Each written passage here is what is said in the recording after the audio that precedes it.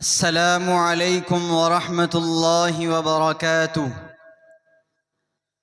الحمد لوليه والصلاة والسلام على أهلها. أما بعد، قال النبي صلى الله عليه وسلم: إن في الجسد مضغة، أو كما قال عليه الصلاة والسلام. ارباب علم و حکمت، قابل عزت تکریم صدر محترم، ذی شان حکم صاحبان، آج میری تقریر کا عنوان ہے یہ ترقی ہے تو پھر قہر خدا کیا ہوگا.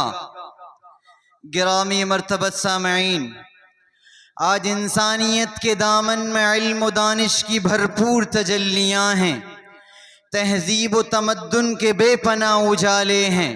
آج انسان زمین پر چل ہی نہیں رہا ہے بلکہ ہواؤں کے دوش پر اڑ بھی رہا ہے، خلاؤں میں اسٹیشن بنا رہا ہے، سورج کی کرنوں کو مسخر کیا جا رہا ہے، زمین کے پوشیدہ خزانے باہر نکالے جا رہے ہیں. سائنس نے فاصلوں کو ختم کر کے دنیا کو کھیل کا میدان بنا دیا ہے، دوری اور نزدیکی کے تمام پردے اٹھا دیے ہیں، ان سربستہ رازوں کو کھول کر رکھ دیا ہے جو کل تک آنکھوں سے اوجھل اور پردہ جہل میں پڑے ہوئے تھے. مگر ان ترقیوں کی تہ تک جائیے تو یہ تمام تر ترقیاں صرف اور صرف چیزوں کی ہوتی ہیں. جہاں تک انسان کا تعلق ہے تو وہ بدستور غیر ترقی یافتہ حالت میں پڑا ہوا ہے. مغرب میں بہت روشنی علم ہنر ہے، افسوس کے بے چشمہ حیواں ہے ظلمات. آج انسان کے پاس بے پناہ دولت ہے، راحت و آرام کے لامتناہی وسائل ہیں، لیکن دولت سے تو ہم صرف گدے خرید سکتے ہیں مگر میٹھی نیند نہیں خرید سکتے. دولت سے ہم آلات جدیدہ خرید سکتے ہیں مگر حادثات کو ٹال نہیں سکتے. دولت سے کتابیں خرید سکتے ہیں مگر علم نہیں خرید سکتے. دولت سے سخاوت کی جا سکتی ہے مگر عبادت نہیں خریدی جا سکتی. دولت سے جسمانی راحت تو خرید سکتے ہیں مگر روحانی مسرت اور سکون نہیں خرید سکتے.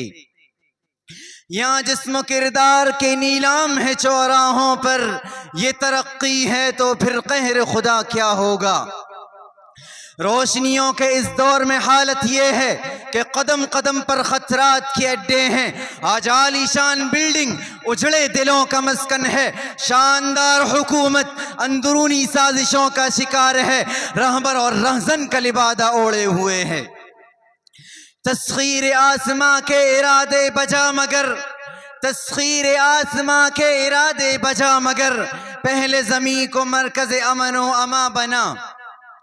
بے خدا تہذیب نے انسانیت کی گاڑی کو دلدل میں لا کھڑا کر دیا ہے، ایک ایسے چوراہے پر جس کی کوئی منزل نہیں، ایک ایسی اندھی بحری مشین جو نہ روح رکھتی ہے نہ دل، نہ عقیدہ نہ ہی ضمیر. اس نے انسان کی زندگی سے ایمانی روح اور حلاوت سلب کر لی ہے، عقیدے کی گہرائی اور دل کا سکون چھین لیا ہے. وہ اندھیرا ہی بھلا تھا جو قدم راہ پہ تھے، وہ اندھیرا ہی بھلا تھا جو قدم راہ پہ تھے، روشنی لائی ہے منزل سے بہت دور مجھے.